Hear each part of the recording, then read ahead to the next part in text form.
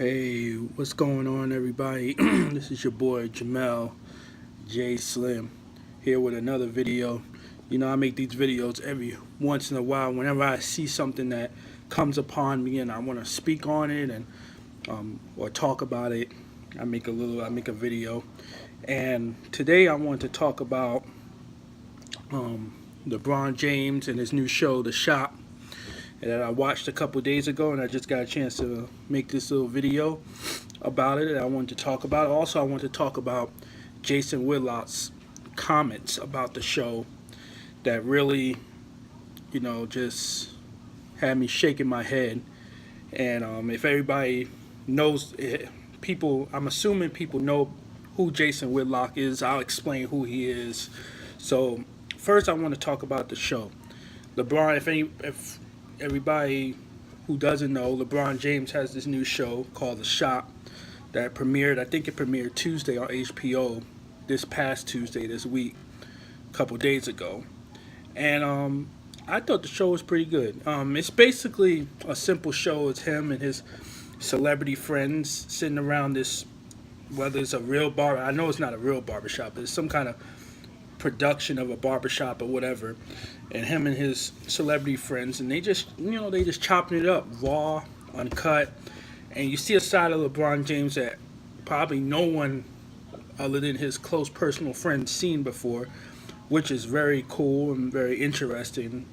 And they just sitting around, they chopping it up, and they're talking about different things, but they're mainly talking about racism in America and how LeBron has stepped up and talked about racism and talked about how racism have affected, sports and things like that.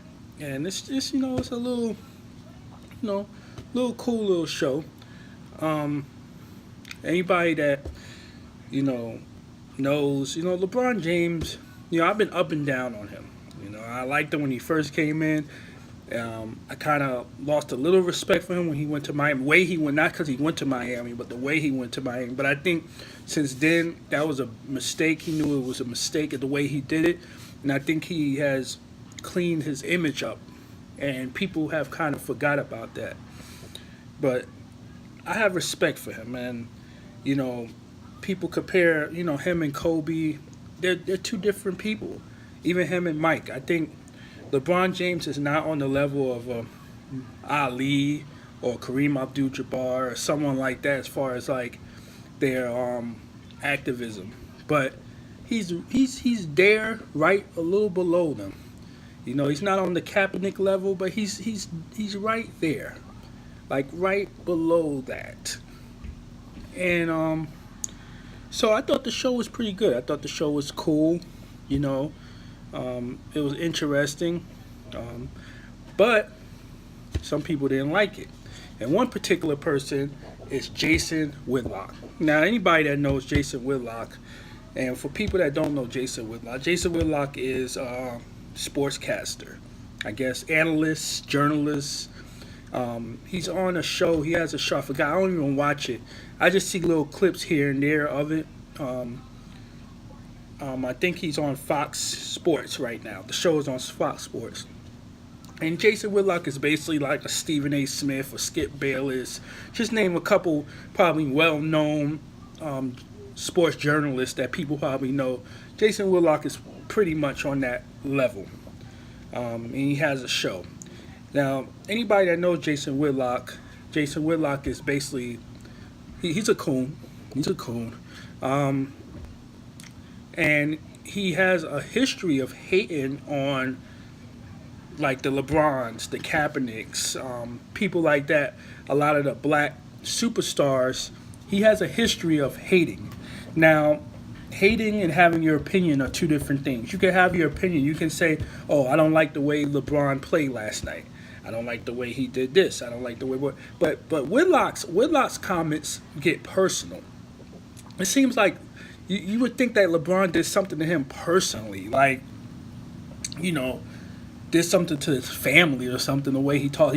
He was talking about when LeBron had the school when LeBron did the school, he was saying little slick stuff about that. He never really, as far as when I see the clips, and like I said, I don't watch the show on a regular basis, but the clips that I see, he's always saying something negative about LeBron. He barely says anything positive. Now, everybody pretty much knows Skip Bayless. Like, Skip Bayless has a history of saying like crazy stuff about LeBron. But I don't think Skip comes off as personal. I think a lot of stuff he says about LeBron is basically about his basketball game. And I don't have a problem with that because he's an analyst and he has his opinion. You know what I'm saying? You could disagree with it, but I don't think it's personal. Whitlock's comments a lot of times are personal towards him. And I don't know what he has against the man. So anyways, just to break down what he said, he basically had a segment. He was ripping. He was ripping the whole show. He basically said the show that LeBron James, and I quote, made an utter fool of himself with that show. That it was basically unrealistic, that the black barbershops are not really like that.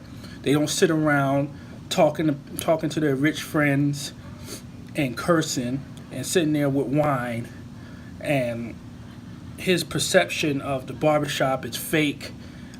He claimed he grew up in a barbershop, his dad owned the barbershop, and this is not how they act. No one was disagreeing with each other. It was just phony, and his views on racism. I mean, he said this before about LeBron. He said LeBron is basically too rich to care about racism. Doesn't affect him because he's too rich. Racism affects poor people, and Whitlock is not the only one to say that stupid shit. I mean, it's just stupid. It does affect them. Now, LeBron is not gonna have the same issue that, you know, a regular person is gonna have. You know what I'm saying? No, he doesn't have the same struggles or issues now that, you know, me or anybody would have. Yes, because of his money. But racism, it does still exist, and it still exists for black athletes like LeBron. So he claims that it was fake. He claims it was phony. You know, you could look up the video on YouTube. Just put Jason Whitlock, LeBron, and it'll come up. So after he just had this segment, he shredded LeBron. He had 3 other people next to him. And one of them was Dante Jones that played in the NBA for X amount of years, and he played with LeBron. And he asked Dante, and he was like, hey, I'm going to give you a chance, da-da-da. And Dante said basically that Whitlock was wrong, and, you know, he does go to the barbershops, and they do talk like that around. It depends on who's around, which is true. Like, the way they were talking and sitting around is, you know, they do talk like that. They do sit there and they just chop it up. When you dare with the fellas, you're gonna chop it up. You're gonna say whatever is on your mind at a real black barbershop. It is true. And the two other guys, and they were basically, so it was basically 3-on-1 against Whitlock, and Whitlock was just sitting there just looking like a fool because he's just coming across as a hater. You know, he's not coming across like, hey, I wasn't feeling that show type of thing. He was coming across like, man, you know, like a true hater. You know, and he has a history of this against LeBron, just because LeBron may not do things the way he may seem. LeBron is seeking attention. He's looking for attention. He's doing things for attention. Hell, the man is he's a businessman. He's a businessman. You know what I'm saying? And he's gonna do things. He's not doing things for attention. He's doing things to attract things for his business. You know, and there's nothing wrong with that. You know, I don't think he does it, you know, ratchetly. I don't think he does things for attention. He does things because he wants to do them, and he knows how to market himself and put himself out there. And I think Whitlock has some kind of deep, like, jealousy against LeBron and people like him because he wish that he can be like them. See, people like him, probably don't have one bit of athletic bone in them, and they got into sports journalism because they were a fan, and then they worked their way up. Okay, they worked their way up, but they really have this deep, deep jealousy. They wish that he wish he could be LeBron. He wish he could be Kaepernick. He wish he had those type of balls to really get out there and do. Even though he's on a big show, a very popular show, he still has that deep. Like, I wish I was LeBron, man. I wish I was out there. Why are you mad, man? You have this money, you live in this life. Why are you upset, or why are you know, putting it out there that you can get this barbershop and you can sit around with your friends and have this show? Why are you showing off, type of thing? You know what I'm saying? And people like Whitlock, they have that jealousy. Now, people like Whitlock, or that agree with Whitlock, people that, and when I was reading the comments under the video, there was a lot of people that were saying, calling him coon and this and that, rightfully so. But there was also people that agreed with him and said, oh, people don't really act like that in the barbershop, this and that. And this is my response to that. First of all, this was a television show. This was not a documentary. This was not a documentary on the black barbershops. They did not go around to real barbershops and ask questions and say, hey, how do you do this? How do you do that in the barbershop? And just document black barbershops. It was not a documentary. So when I look at this show, I'm not looking for facts. You know what I'm saying? At the end of the day, it's a show that LeBron James and his partner Maverick, whatever his name is, the guy, his manager, or the guy he grew up with, that they came up with, and he said, hey, let's have this show where I just get my friends together, and basically the conversation that they probably have in the privacy, he's putting it out there. He's showing another side of him that people never really see. A lot of those guys like LeBron, Draymond Green was up there. Those type of guys, they got to just let loose and just be themselves. See, normally when they get interviewed after a game, they have to be politically correct. When they have press conference, they only can say certain things because they'll get fined. Now, this is LeBron's shit, right? This is his stuff. So he can be up there and say whatever the hell he wants to say. It's on HBO and whatever he wants to say. So he gets his friends together and they chop it up. It's a production. It's entertainment. Take it for what it is. You know what I'm saying? Like, just because you never been around, and he's like, another thing Whitlock was saying, like, oh, LeBron and his friends, the people that were there, never really been to a real barbershop. They never been to a real barbershop before. They don't. How would they know? Well, first of all, how do you know what they know? How do you know that they never been to a real barbershop? Obviously, before they were famous, they'd been to real barbershops. You know what I'm saying? LeBron, been famous since he was pretty much 18 years old. But before that, he'd been to real barbershops.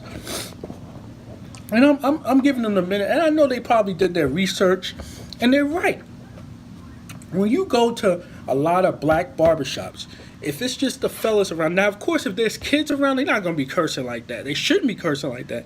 Most of them I've been to. But if there's just the fellas around, they're going to be sitting there. They're going to chop it up. They're going to talk shit. That's what they do.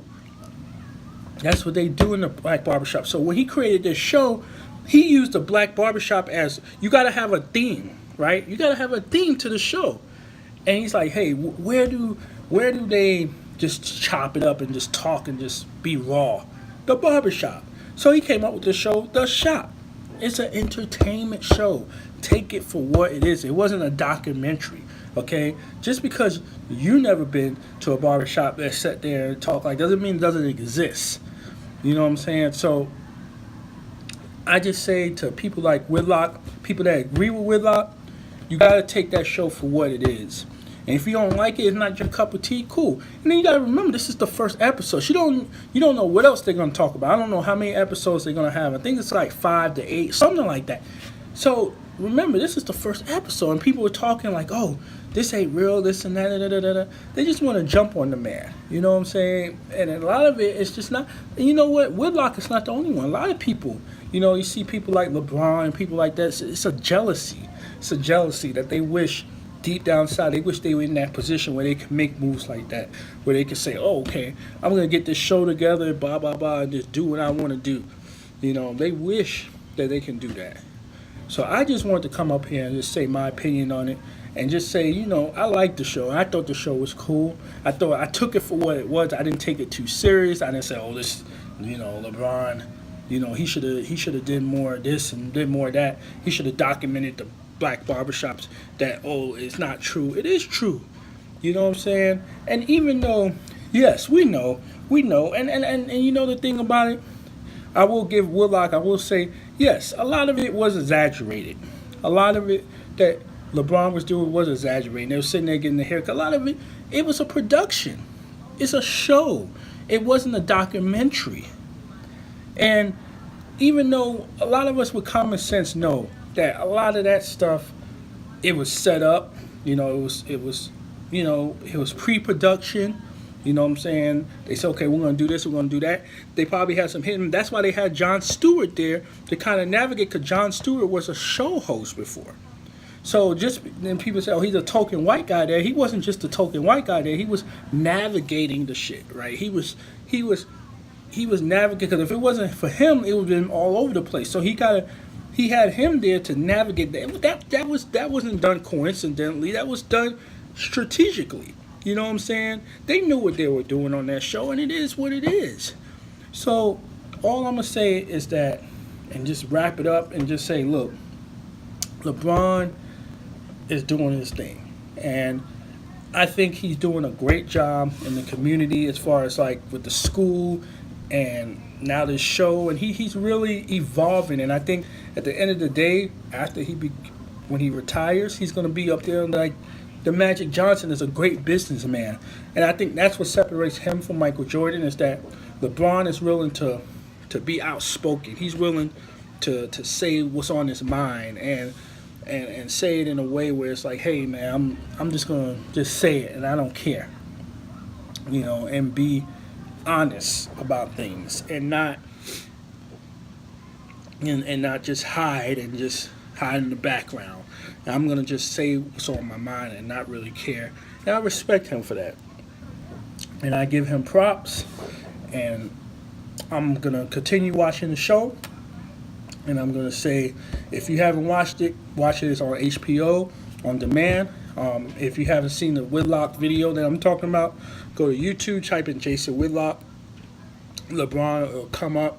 You'll see what I'm saying. If you have any comments, comment below. Please subscribe.